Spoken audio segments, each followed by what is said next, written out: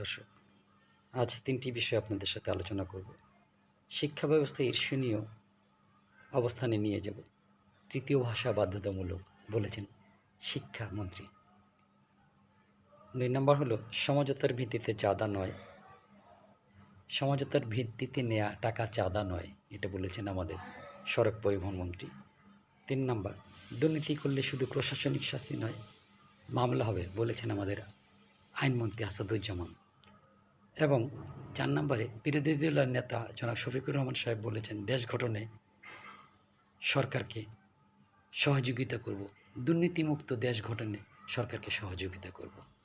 খুবই সুন্দর কথা, খুবই ভালো লাগলো। বিশেষ করে শিক্ষা প্রতিমন্ত্রী যিনি রবি হাজার সাহেব, তিনি বলেছেন তৃতীয় ভাষা বাধ্যতামূলক। এটি অত্যন্ত একটি সময়োপযোগী সিদ্ধান্ত, আমি সম্পূর্ণরূপে সমর্থন করছি। কেননা আমাদের দেশে মানুষ বিদেশে গেলে আমরা দেখেছি সেখানে ভালো করে কথা বলতে পারে না, অথচ নিজের সীমান্তের বাইরে গেলেই সেখানে একটা দ্বিতীয় ভাষায় কথা বলতে হয়, অথবা সে দেশের ভাষা জানলে তা বলতে হয়। সেজন্য ইংরেজি আন্তর্জাতিক ভাষা হিসাবে কেউ জানা থাকলে তা ভালোভাবে বিদেশে গিয়ে চলাচল করতে পারে। আমাদের দেশের অনেক লোক রেমিটেন্স আর্নার, তারা মিডল ইস্ট সহ অন্যান্য দেশে যায়। সেই জন্য তৃতীয় ভাষা হিসেবে যদি সেই সমস্ত দেশে, যে সমস্ত দেশে তারা যায় কর্মীরা, ভাষাটি শিখে যায়, তাহলে আমার মনে হয় অনেক বেশি সুন্দর হয়। এই জন্য আমি এটাকে সম্পূর্ণরূপে সমর্থন এবং সাধুবাদ জানাচ্ছি।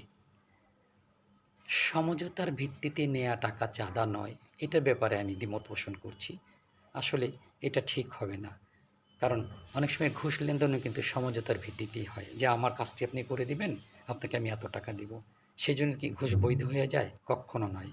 সেজন্য সড়ক পরিবহন মন্ত্রীর কথাটা আমার দৃষ্টিতে ঠিক হয়নি, বরঞ্চ চাঁদা যে কোনো মূল্যেই বন্ধ করতে হবে, সেটার ব্যাপারে ওনার থেকে সদুপদেশ চাচ্ছি। আইনমন্ত্রী বলেছেন দুর্নীতি করলে শুধু প্রশাসনিক শাস্তি নয়, মামলাও হবে।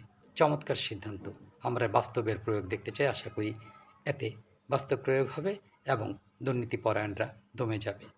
আর বিরোধী দলের নেতা জনাব শফিকুর রহমান সাহেব বলেছেন দুর্নীতিমুক্ত সমাজ গঠনে আমরা সরকারকে সহযোগিতা করব। আশা করি তারা যদি সহযোগিতা করে তাহলে অবশ্যই দুর্নীতি রোধ হবে, না হলে অনেকাংশে কমে প্রায় শূন্যের কোঠায় চলে আসবে। কেননা অতীতে আমরা দেখেছি দুর্নীতির ভিতরে সরকারি দল এবং বেসরকারি দলের এমপিরাও কম যাননি। সেজন্য এখন যখন বিরোধী দল নিজে এগিয়ে আসছে এই কাজে সহায়তা করতে সরকারকে, তাহলে অবশ্যই সরকার এবং বিরোধী দল ঐক্য হলে তাহলে জনগণ অবশ্যই শান্তি পাবে। সেই শান্তির প্রত্যাশায় আজকের 3 মিনিট। ধন্যবাদ।